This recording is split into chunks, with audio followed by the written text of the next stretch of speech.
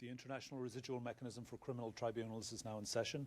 L'audience du mécanisme international appelé à exercer la fonction résiduelle des tribunaux pénaux est ouverte. Please be seated.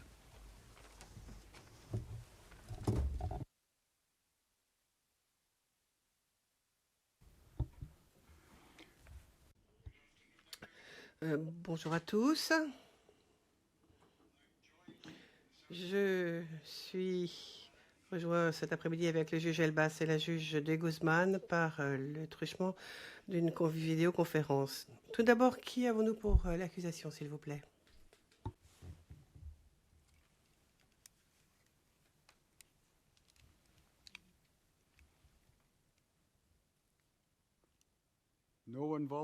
Personne ne veut se porter volontaire? Oh, sorry. Laurel Baig from Arusha and our case manager, Dennis Turahan. Thank you, Ms. Keller. For the defense. Bonjour, Monsieur le Président. Pour la défense aujourd'hui, Madame. Good morning. For the defense, we have Mrs. Ott, who is the legal assistant, and Mrs. Gassana, who is the language assistant. I am Emmanuel Altit, the main counsel. Traltit. On the 16th of May 2026, Mr. Kabuga passed away at the prison hospital while in custody at the United Nations detention unit here in The Hague. On the same day, the President appointed Judge Alphonse Ori to conduct an inquiry into the circumstances of his death in accordance with Rule 53 of the Rules of Detention, which is standard procedure when a detainee dies in custody. That inquiry is separate from the trial proceedings, and Judge Ori will report his findings to the President. The passing of Mr. Kabuga necessarily results in the termination of these proceedings. As a consequence, the defence motion of 16th February for provisional release and the defence motion of 16th May for review of an administrative decision are dismissed. A written decision formally terminating these proceedings will also be filed on the record following this hearing. We regret Mr. Kabuga's passing and also regret the fact that this trial was unable, as the law currently stands, to reach a conclusion on the merits. The manner in which this case is ending prevents a full accounting of what role, if any, Mr. Kabuga played in the serious crimes for which he stood accused. The lack of a final determination is understandably frustrating for many, as it has deprived not only him, but indeed victims, survivors, and all other interested parties of a judgment upon the allegations in the indictment. At this point, it would be remiss of me not to take the opportunity to recognise the work that went into this trial and the challenges that had to be faced in the course of this trial. The original indictment was confirmed nearly 3 decades ago in 1997 by Judge Lennart Aspegren of the International Criminal Tribunal for Rwanda. After more than 2 decades as a fugitive, Mr. Kabuga was arrested in Paris on the 16th of May 2020, 6 years ago to the day of his death. Since the beginning of this trial in November 2020, following his transfer to The Hague in October 2020, the trial chamber has had to navigate the global disruption of the COVID-19 pandemic and the steady deterioration of Mr. Kabuga's physical and mental health. Despite these challenges, the trial chamber made every effort to advance this case expeditiously, while steadfastly safeguarding Mr. Kabuga's fundamental rights.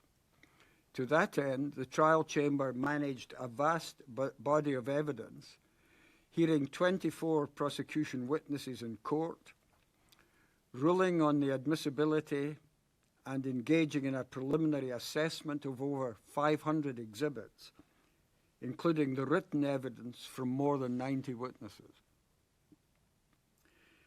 The trial chamber simultaneously addressed Mr. Kabuga's severe medical issues by appointing medical experts and issuing numerous health-related decisions. On the 6th of June 2023, the trial chamber decided by majority that Mr. Kabuga was unfit to stand trial, but nonetheless considered that, consistent with developments in international law and the goals of the mechanism, it would be appropriate to proceed to closure with an alternative finding procedure. On 7th August 2023, the Appeals Chamber affirmed Mr. Kabuga's unfitness, but concluded that the mechanism's legal framework did not allow for an alternative finding procedure.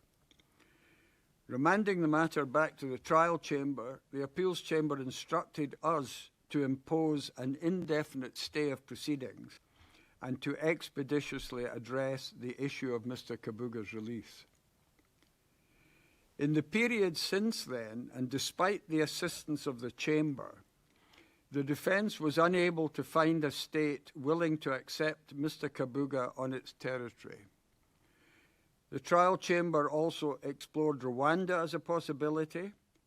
It was willing to accept him. However, expert evidence showed that Mr. Kabuga was not fit to be flown to Rwanda, which precluded release there.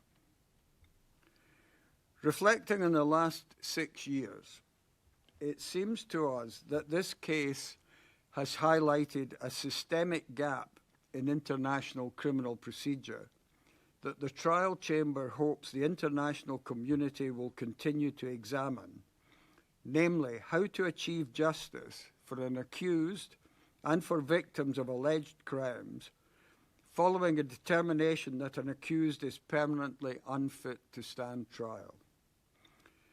Mr. Kabuga's passing in detention also underscores an urgent need for increased international cooperation in situations where an accused is unable to return to his country of origin due to compelling humanitarian reasons. Before concluding, it's only right that the trial chamber should acknowledge the role in advancing the interests of justice played by the witnesses who gave evidence in this case. The trial chamber also acknowledges the assistance provided by the defence team led by MICT-13-38, the prosecution, and the registry.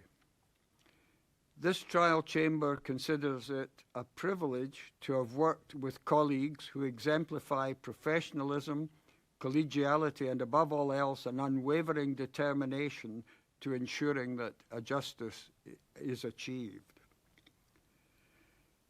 This marks the final time that I will address the public in my position as presiding judge in this case. This is also the last hearing in the last case involving crimes committed in Rwanda or the former Yugoslavia before the mechanism, a truly historic milestone.